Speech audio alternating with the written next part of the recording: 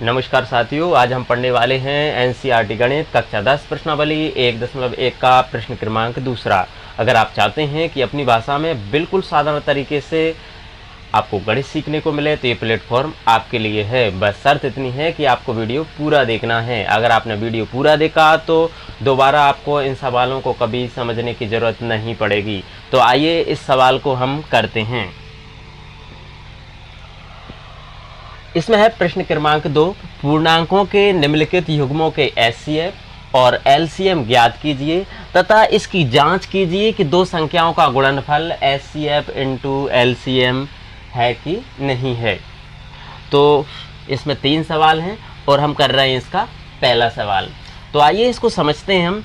सबसे पहले इनका हम अभाज्य गुणनखंड करेंगे। तो कितना है, संख्या 26 और 91 दी गई है। तो ये हमने लिख दिया है यहाँ पर 26 और इधर लिख देंगे 91।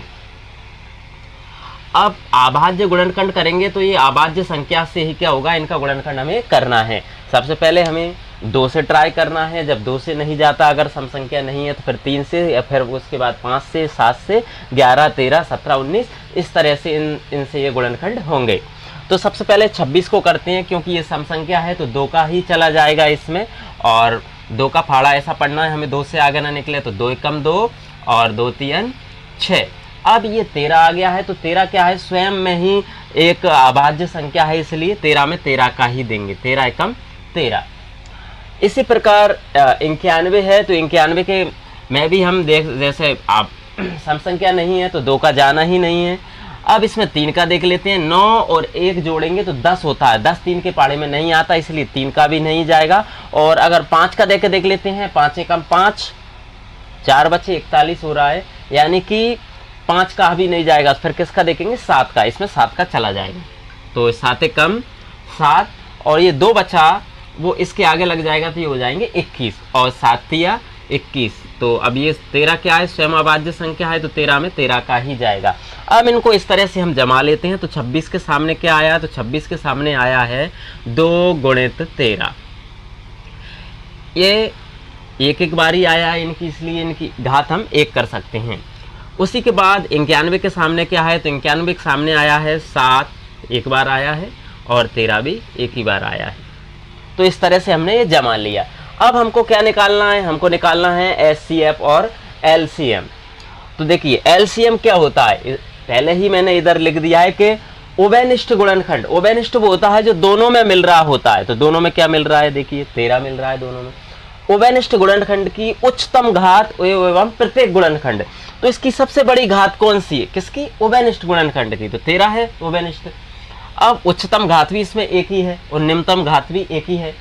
तो इसलिए इसमें से अपन क्या निकाल रहे हैं, सबसे पहले एलसीएम निकाल रहे हैं। किसका निकाल रहे हैं, 26 और 91 का। तो 26 और 91 का निकाल रहे हैं एलसीएम। तो 26 और 91 का एलसीएम क्या हो जाएगा, एक तो उभयनिष्ठ गुणनखंड की उच्चतम घात लेना है, तो इसमें उच्चतम घात भी एक ही है, तो एक बार हम 13 ले लेंगे। बाकी के प्रत्येक गुणनखंड, अब बचा क्या, तो प्रत्येक में 2 बचा है और 7 बचा है, उसको भी ले लेंगे, 2 गुणित 7।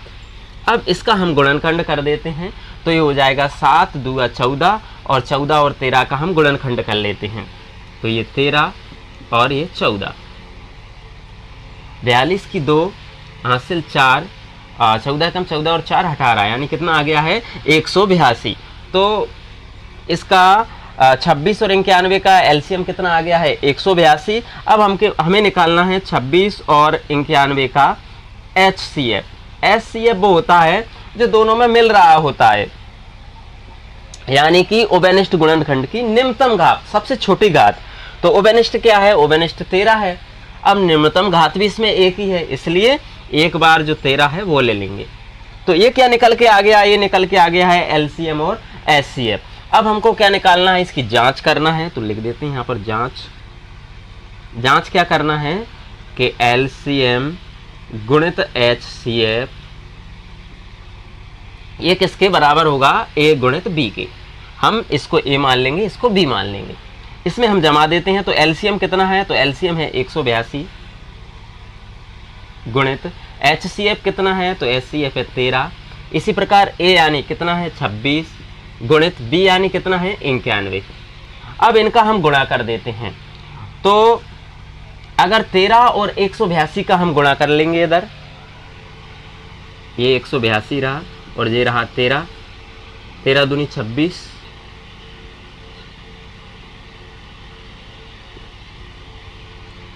तो ये हो जाएगा इधर, तो 13 और 182 का गुणा करेंगे हम तो हो जाएगा 2366। इसी प्रकार 91 और 26 का हम गुणा करते हैं तो भी आएगा 2366। तो क्या हो जाएगा इधर LHS बराबर RHS, ये दोनों हमने जांच की है तो ये बराबर पाए गए हैं। इस तरह हमें इसे करना है। इसके बाद कर रहे हैं हम इसका अब दूसरा सवाल। तो दूसरा सवाल है 510 और 92 का हमें पहले अभाज्य गुणनखंड करेंगे। तो यहाँ पर पहले कर लेते हैं हम 510 का और इधर भी लिख लेते हैं 92। ये क्या है, पीछे अगर 0 आए, 2 आए, 4 आए, 6 आए या 8 आए, इनमें से कोई सी भी संख्या अगर यहाँ लास्ट में आती है तो 2 का चला जाता है। सबसे पहले इसमें 2 का चला जाएगा। 2 दूआ 4, 1 बचा, ये 11 हो गए, 2 पंजे 10 और इधर भी 1 बचा तो 2 पंजे 10। अब क्या है, इसमें इनमें से कोई सी संख्या नहीं आ रही है तो इसलिए 2 का नहीं जाएगा। तो 3 का देख लेते हैं। 12, 3 का चला जाएगा इसमें, तो 3 8 24, 1 बचा, 3 5 15।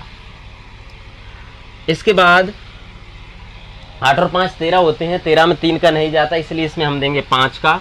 5 कम 5 और 5 7 35। 17 क्या है, अपने आप में एक अभाज्य संख्या है इसलिए 17 में 17 का ही जाएगा। तो इधर हम लिख लेंगे 510 के अभाज्य गुणनखंड हमें क्या क्या प्राप्त हुए हैं। तो प्राप्त हुआ है 2 गुणित 3 गुणित 5 गुणित 17, ये हमको प्राप्त हुए हैं। सब एक एक बार है इसलिए चाहे तो हम इसका घात 1 कर सकते हैं।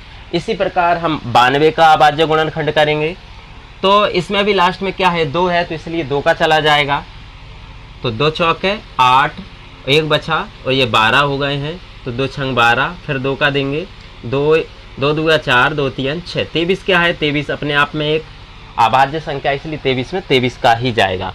तो इधर लिख लेते हैं 92 के सामने हमें क्या प्राप्त हुआ है, तो 2 2 बार है इसलिए हम लिख लेंगे 2 की घात 2 गुणित 23 की घात 1। तो इस प्रकार ये तो हमें क्या प्राप्त हो गए हैं, इसके अभाज्य गुणनखंड। अब हमें क्या निकालना है, तो अब हमें निकालना है LCM और HCF। तो निकालते हैं 510 और 92 का LCM। थोड़ा नीचे लिख देते हैं इसको, LCM। तो LCM क्या होता है, LCM की शर्त क्या है, तो देखिए LCM की शर्त है उभयनिष्ठ गुणनखंड की उच्चतम घात, यानी कि दोनों में मिल क्या रहा है, तो दोनों में मिल रहा है 2। उसकी उच्चतम घात, उच्चतम घात क्या है, 2 की घात 2, तो इसको हमें लेना है गुणित प्रत्येक गुणनखंड। अब जो उभयनिष्ठ मिल रहा है उसमें से तो उच्चतम घात ले लेना है, बाकी प्रत्येक लेना है। तो किसको लेना है, 3 को भी लेना है, 5 को भी लेना है, 17 को भी लेना है और 23 को भी लेना है। इस तरह से इन सबको लेना है। इसका हम पहले से ही मैंने गुणा कर रखा है ताकि ये ज़्यादा टाइम नहीं लगे। इसमें का मान आएगा 23,460। तो 23,460 ये किसका मान आ गया है, LCM का। अब हमें निकालना है HCF किसका, 510 और 92 का हम निकाल रहे हैं क्या, HCF। HCF होता है जो दोनों में कॉमन मिल रहा होता है, उभयनिष्ठ। तो दोनों में क्या मिल रहा है, 2 मिल रहा है, लेकिन हमें HCF में लिखना क्या है, उभयनिष्ठ गुणनखंड की निम्नतम घात, छोटी घात, यानी कि मिल दोनों 2 रहा है लेकिन निम्नतम घात क्या है, ये 2 है, तो इसको हमें लिख लेना है। तो ये क्या हो गया इसका HCF और ये क्या हो गया है LCM। अब हमें इसकी जांच करना है तो लिख देंगे हम जांच क्या करना है कि LCM गुणित HCF बराबर है A इंटू B के। तो LCM कितना आया है, तो LCM आया है 23,460 गुणित HCF कितना है 2। इसी प्रकार A मतलब पहली संख्या 510 गुणित B मतलब दूसरी संख्या 92। तो इसका गुणा देख लेंगे, इसका 2 का 0 में देंगे 0, 2 छंग 12 की 2 हासिल 1 और 2 चौके 8 और 1 9, 2 3 6 और 2 दूगा 4, कितना आ गया है 46,920।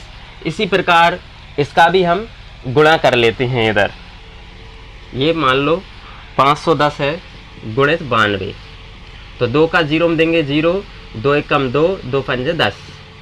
इसी प्रकार 9 का 0 में देंगे 9, 9 एकम 9 और 45, तो 0, 2, 9, 6, 4। इसमें भी कितना आ गया है, इसका भी आ गया है 46,920, यानी कि LHS बराबर हो गया है RHS के। ये दोनों मान बराबर हो गए, यानी हमारी जांच सही है, हमने इसको सही किया है। तो इस प्रकार हम इसका दूसरा सवाल करेंगे। इसके बाद कर रहे हैं हम इसका तीसरा सवाल। तो सबसे पहले इसका भी हम अभाज्य गुणनखंड निकालेंगे। तो ये है 336 और इधर दूसरी संख्या है 54। तो निकाल लेते हैं हम। मान लो पहले 54 का निकालें इधर, तो पीछे 4 है, तो जिसमें पीछे 0 आए, 2 आए, 4 आए, 6 आए, 8 आए, तो उसमें क्या है 2 का चला जाता है। तो 2 का देंगे, 2 दूगा 4, 1 बचा, ये 14 होगा, 2 7 14। अब क्या है जो 27 है, 27 में 3 का जाएगा, क्योंकि 7 और 2 जोड़ेंगे 9, तो 3 के फाड़े में आता है 3 नाम 27, फिर 9 में 3 का देंगे, 3 तिया 9 और 3 एकम 3। इसी प्रकार हम इसको कर लेते हैं। इसमें भी 2 का चला जाएगा, 2 1 बचा, इसके आगे ये 13 हो गए, तो ये हो जाएगा 2 छंग 12। अब 1 बचा, ये कितने हो गए 16, 2 8 16, फिर 2 का चला जाएगा, 2 8 16 और 2 चौके 8। इसमें फिर 2 का चला जाएगा, 2 चौके 8, 2 दूगा 4, फिर 2 का चला जाएगा, क्योंकि सम संख्या है, 2 दूगा 4, 2 एकम 2। अब इसमें 2 का नहीं जाएगा, इसमें 3 का देंगे, 3 7 21 और 7 में देंगे 7 एकम 7। तो इस प्रकार हम इसको इधर लिख लेते हैं। तो 336 के सामने हमें कितने गुणनखंड इसको प्राप्त हुए हैं, तो 2 1 बार, 2 बार, 3 बार, 4 बार। तो 2 की घात हम यहाँ पर 4 लिख देंगे, 2 की होंगे हमें 4 बार प्राप्त हुआ है। फिर कितना है 3 की घात 1 और 7 की घात 1। इसी प्रकार 54 के सामने हमें क्या प्राप्त हुआ है, तो 54 के सामने है 2 1 बार प्राप्त हुआ है, और इसको 3 की घात कितनी हो जाएगी 3, तो ये लिख देंगे हम 3 की घात 3। तो इस प्रकार हमें इसके अभाज्य गुणनखंड प्राप्त हो गए। अब हमें निकालना क्या है, तो हमें भी निकालना है LCM और HCF। तो निकालते हैं इसका, किस किस का, 336 और 54 का क्या निकाल रहे हैं हम, LCM। अब LCM निकालने के लिए हमें क्या करना होता है, तो इधर आपको शर्त देख लीजिए, उभयनिष्ठ गुणनखंड की उच्चतम घात, यानी कि जो उभयनिष्ठ गुणनखंड है, उभयनिष्ठ दोनों में क्या मिल रहा है, दोनों में 3 मिल रहा है और दोनों में 2 भी मिल रहा है। तो इनकी हमें उच्चतम घात लेना है। तो 2 की उच्चतम घात 4 हो जाएगी और 3 की उच्चतम घात की हो जाएगी 3 की घात 3। बाकी के प्रत्येक गुणनखंड और बचा उसको भी लेना है। तो अब बचा क्या है, 7 अकेला बच रहा है, तो इधर 7 को भी ले लेंगे। अब इसका सही से जमा लेते हैं। तो 2 कितनी बार है, 2 है 4 बार, तो ये हो जाएगा 2 गुणित 2 गुणित 2 गुणित 2। 3 कितनी बार है, 3 बार, तो ये 3 बार हो जाएगा, 3 गुणित 3 गुणित 7। अब इसका हमें गुणा करना है, तो इसका गुणा हम कर लेते हैं ताकि जल्दी हो जाए। गुणा करने पर आएगा 3024। तो LCM कितना आ गया है, 3024। अब हमें निकालना है 336 और 54 का HCF। तो HCF के लिए शर्त देखिए, उभयनिष्ठ गुणनखंड की निम्नतम घात, यानी कि उभयनिष्ठ मिल क्या रहा है, तो उभयनिष्ठ क्या मिल रहा है, 2 मिल रहा है और 3 मिल रहा है। निम्नतम घात क्या हो गई, एक तो 2 में 2 की घात 1 ये हो गया, और एक निम्नतम घात क्या हो गई, 3 मिल रहा है, तो 3 की घात 1, तो 2 3 6, यानी कि ये इसका HCF आ गया है 6 और LCM कितना आ गया है 3024। अब हमको करना है जांच, तो कर लेते हैं यहाँ पर जांच। क्या करना है कि LCM गुणित HCF A गुणित B के बराबर होता है। अब इनके मान रख देते हैं। तो LCM का मान कितना आया है 3024 गुणित HCF कितना है 6 और A यानी कि कितना है 336 गुणित B यानी कितना है 54। इसका मैं डायरेक्ट उत्तर लिख देता हूं, आप कॉपी में कर सकते हैं। करने पर आएगा 18,144। इसी प्रकार इसका गुणा करने पर आएगा 18,144। ये क्या हो गया, RHS बराबर हो गया है LHS के। यानी कि जो हमने जांच की है वो सही है। और इस प्रकार इन तीनों सवालों को आप कर सकते हैं। तो बहुत डिटेल से समझा है। उम्मीद है कि ये सवाल आपको समझ में आए होंगे। अगर आपको समझ में आए हैं तो चैनल को सब्सक्राइब कीजिए, बेल आइकन का बटन जरूर दबाइए, और अगर वीडियो पसंद आया है तो लाइक शेयर कमेंट जरूर कीजिए। बहुत बहुत धन्यवाद।